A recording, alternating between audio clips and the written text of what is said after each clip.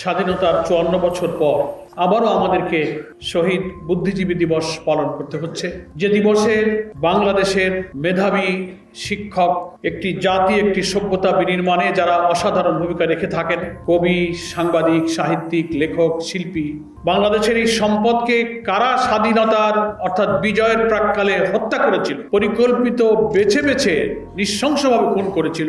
54 বছর পেরিয়ে গেল, বুদ্ধিজীবী হত্যার এই রহস্য আজও উন্মোচিত হয়নি। ঢালাওভাবে এদেশের রাজনীতির অঙ্গনে বাইরে থেকে যারা গুটি চালিয়ে বাংলাদেশের নতুন নতুন রাজনীতির বয়ান বা ন্যারেটিভ তৈরি করেন, এদেশের দিল্লির তাবেদাররা বুদ্ধিজীবী হত্যার ঘটনা নিয়ে তাদের প্রথাগতভাবে সমস্ত দায় দায়িত্ব ঘৃণিতভাবে জামাত ইসলামের উপরে চাপাবার যে চেষ্টা করেছেন, তিলে তিলে ইতিহাসের অনেক ইতিহাস এবং তথ্য আবিষ্কার হচ্ছে যে এই হত্যার পিছনে দিল্লির পরিকল্পিত ষড়যন্ত্রের ভিত্তিতে ভারতীয়রা আমাদের এই সেরা সন্তানকে হত্যা করেছে। আজকে এমন সময় আমরা এই আলোচনা সভায় মিলিত হয়েছি, আমাদের জাতির সম্পদ 24শে জুলাই আন্দোলনের অকুতোভয় মৃত্যুঞ্জয়ী যোদ্ধা শরীফ ওসমান হাদিকে হত্যার উদ্দেশ্যে নির্ভুল টার্গেট করে যেভাবে গুলি করা হয়েছে, ঠিক নির্বাচনের তফসিল ঘোষণার পরের দিন এই হত্যাকাণ্ড বা হত্যাকাণ্ডের উদ্দেশ্যে এই আক্রমণ দেশ জুড়ে নির্বাচন বানচাল করে একটা অরাজক অস্থিতিশীল পরিস্থিতি সৃষ্টি করার জন্য কিছুদিন থেকেই বাংলাদেশের এক শ্রেণীর সাংবাদিক, এক শ্রেণীর সুশীল নামের দিল্লির তাবেদাররা টক শোতে, লেখনীতে এমন পরিস্থিতি তৈরি করেছে মনে হচ্ছে আওয়ামী লীগ না আসলে ইলেকশনটা হবে না। কি করে ইনক্লুসিভ ইলেকশনের নামে, রিফাইন ইলেকশনের নামে আওয়ামী লীগকে ইলেকশনে আনা যাবে, ফ্যাসিবাদের দোসর জাতীয় পার্টিকে জোড়াতালি দিয়ে ইলেকশনে আনা যাবে, তার পক্ষে এক শ্রেণীর বুদ্ধিজীবীরা বয়ান তৈরি করতে চেষ্টা করেছে। ঠিক সেই সময় হাদির উপরে গুলি করা হয়েছে। এমন সময় হাদিকে গুলি করা হয়েছে, ঠিক নির্বাচনের পোলারাইজেশন হচ্ছে, জনগণ উৎসব মুখর পরিবেশে ভোট দিতে যাবে, সেই নির্বাচনের ময়দানকে এমন একটা ন্যারেটিভের মাধ্যমে সাংবাদিক, লেখক, কলামিস্ট, বুদ্ধিজীবী, শিল্পী, সাহিত্যিকরা বর্ণচোরার মতো যারা 5ই আগস্টের পর যারা লুকিয়ে ছিলেন, আমাদের সরকারের প্রশাসনের গোয়েন্দাদের ব্যর্থতার সুযোগ নিয়ে তারা আবার মাথা খোলস বেরিয়ে দিয়ে তারা আবার এই দেশকে দিল্লির তাবেদার বানাবার চক্রান্তে লিপ্ত হয়েছে। তারই অংশ হিসাবে আমি মনে করি আমাদের স্নেহস্পদ সন্তান এই হাদিকে খুন করার জন্য তাকে গুলি করা হয়েছে। আমরা আল্লাহর কাছে আজকের এই আলোচনা সভায় দোয়া করছি, ভারতীয় আধিপত্যবাদ বিরোধী দেশপ্রেমিক যে শুধু নিজের জন্য নয়, দেশের জন্য এবং প্রত্যেক ফ্যাসিবাদ বিরোধী রাজনৈতিক শক্তিকে এই ন্যারেটিভ দিয়ে একটি জুলাইয়ের চেতনায় ঐক্যবদ্ধ রাখার জন্য সে অকুতোভয় সংগ্রামী বার্তা ছড়িয়ে দিয়েছিলেন, সেই হচ্ছে শরীফ ওসমান হাদি। এই দেশের স্বাধীনতা, আমাদের জাতিসত্তা, আমাদের অখণ্ডতাকে রক্ষার প্রয়োজনে হাদির মতো এই সংগ্রামী মৃত্যুঞ্জয়ী বীরের বেঁচে থাকা প্রয়োজন। শুরুতে যে কথাটা বলেছি তার একটু ব্যাখ্যা দিতে চাই। বুদ্ধিজীবীদের কারা হত্যা করলো?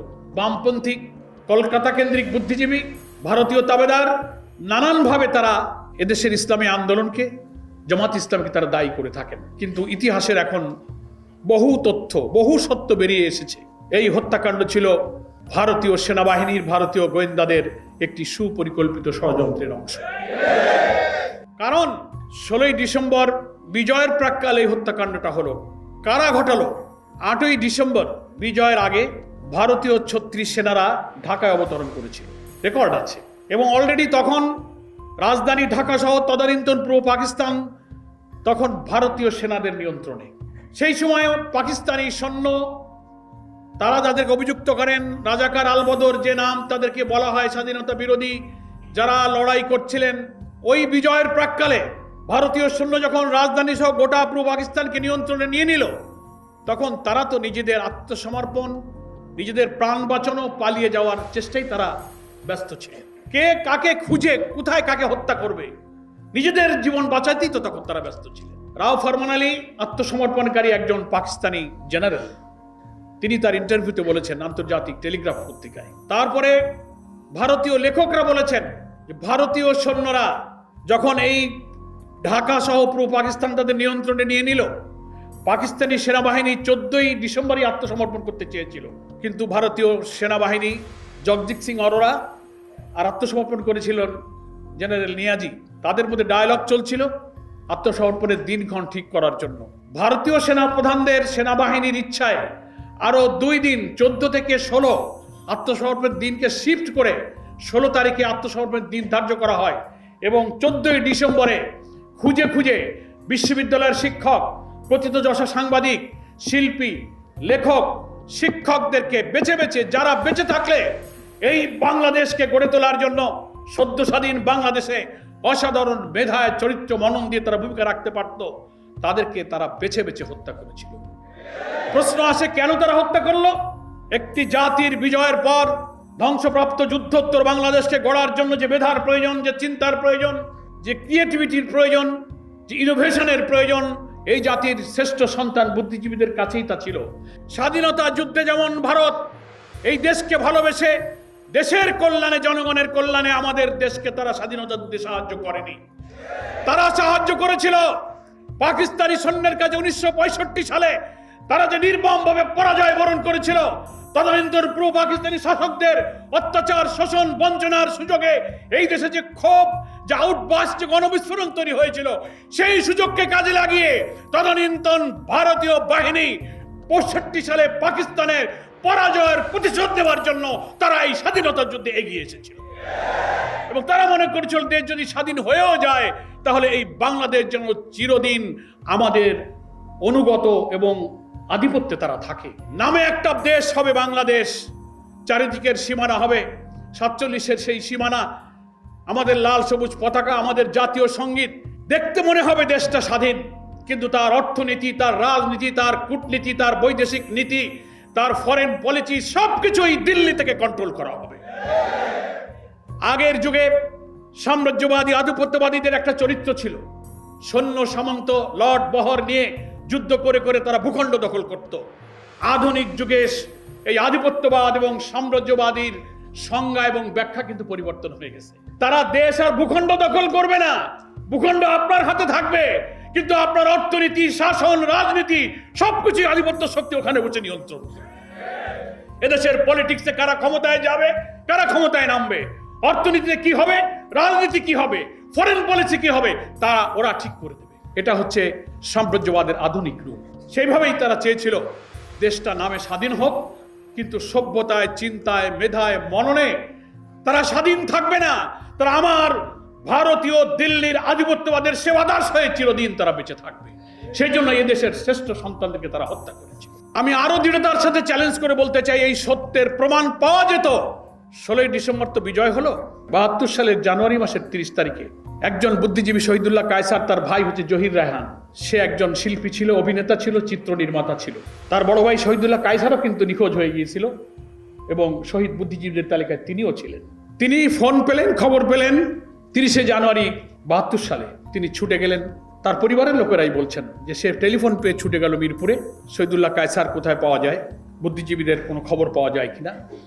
এর আগে শহীদুল্লাহ কায়সার, জহির রায়হান 14ই ডিসেম্বরের বুদ্ধিজীবী কিভাবে হত্যা হলো তার তদন্ত, তার তথ্য উপাত্ত ছবি নিয়ে একটা ডকুমেন্টারি নির্মাণ করার জন্য তারা কাজে নেমেছিলেন। তাদের কাছে তথ্য উপাত্ত তদন্তের অনেক প্রতিবেদন তাদের হাতে ছিল। তিনি ছুটে গেলেন, তারপরে জহির রায়হানও কিন্তু নিখোঁজ হয়ে গেলেন, আর জহির রায়হানকে পাওয়া গেল না। তার বন্ধু ছিল তদানীন্তন রাষ্ট্রপতি আবু সাইদ চৌধুরীর বঙ্গভবনে রাষ্ট্রপতির স্টাফ অফিসার ছিল মোহাম্মদ সেলিম, তিনিও এই তদন্ত কাজে, ডকুমেন্টারি এবং চিত্র নির্মাতার কাজে জহির রায়হানের সহযোগী ছিলেন। একই সময় দুই বন্ধু কিন্তু তারা চলে গিয়েছেন। আজকের পত্রিকায় সেই ইতিহাসের লেখনীয় আসছে। লেখকরা এটা বলে না জহির রায়হান নিখোঁজ হয়েছে, তা বলে না, কিন্তু সেলিমও যে সেদিন নিখোঁজ হয়েছে সে কথা কিন্তু এখন আর কেউ বলে না। কারণ ওই সেলিমের কাছেও বুদ্ধিজীবী হত্যার তদন্তের অনেক তথ্য উপাত্ত ছবি তার কাছেও ছিল, জহির রায়হানের কাছেও ছিল। এদেরকে যদি জীবিত পাওয়া যেত তাহলে ভারতীয় সেনারা যে সেদিন বুদ্ধিজীবী বেছে বেছে কিভাবে হত্যা করেছিল তার প্রামাণ্য অনেক ছবি, চিত্র, প্রমাণ এই জাতি কিন্তু জানতে পারত। সেজন্য এটাই আশঙ্কা করা হয়েছে যে জহির রায়হানকেও জানুয়ারির 30 তারিখে 1.5 মাস পর জহির রায়হান আবার নিখোঁজ হয়ে গেল। কেন সেলিম কেন নিখোঁজ হলো? অর্থাৎ এই কারণে নিখোঁজ হলো যে ওরা বেঁচে থাকলে বুদ্ধিজীবী হত্যায় ভারতীয় আধিপত্য দিল্লির তাবেদারদের ষড়যন্ত্রের দলিল বাঙালি জানতে পারত, এদের জানতে পারত। সেই জন্য তাদেরকেও শেষ করে দেওয়া হয়েছে। আজ অবধি সেই বঙ্গভবনে সেলিমের যিনি সেখানে বসবাস করতেন, বুদ্ধিজীবী হত্যার তদন্তর সংশ্লিষ্ট প্রতিবেদন, কাজ, কর্ম, চিত্র নির্মাতাদের যেসব ডকুমেন্ট যা কিছু সব তার স্ত্রী এবং তার মা তন্ন করে খুঁজেছে, সেখানেও পাওয়া যায়নি। জহির রায়হান শহীদুল্লাহ কায়সারের বাড়ি, শহীদুল্লাহ কায়সারের স্ত্রী ছিল পান্না কায়সার, যার মেয়ে শমী কায়সার সবাইকে চেনেন, তারাও কিন্তু তাদের বাসা বাড়িতে এই চিত্রের নির্মাণের তথ্য উপাত্তর কোনো ডকুমেন্টস তারা হাজির করতে পারেনি। 54 বছর পরে যদি এই বুদ্ধিজীবী হত্যার তদন্তের কাজে গিয়ে তারা নিখোঁজ হয়ে যান, তারপরে কোনো একটি প্রমাণও বের করা গেল না যে এই হত্যার সাথে রিয়েল জড়িত কারা ছিল। সেজন্য আওয়ামী লীগই পরিকল্পিতভাবে ভারতের ডিকটেশনে এই তদন্ত প্রক্রিয়াকে আর আগাতে দেয়নি। এই সত্য প্রকাশিত হলে এই স্বাধীনতা যুদ্ধের পিছনে ভারত যে এই দেশকে ভালোবেসে স্বাধীনতা যুদ্ধে তারা সাহায্য করেনি, এই দেশকে তাবেদার বানানোর জন্যই যে তারা এটা করেছে এবং বুদ্ধিজীবীদের তারা হত্যা করেছে, এই সত্যটা জাতি জেনে ফেলতো। তাই পরিকল্পিতভাবে শেখ মুজিবের জীবদ্দশা এবং পরবর্তী আওয়ামী লীগের কোন সরকারই এই বুদ্ধিজীবী হত্যার রিপোর্ট আজও প্রকাশ করতে পারে।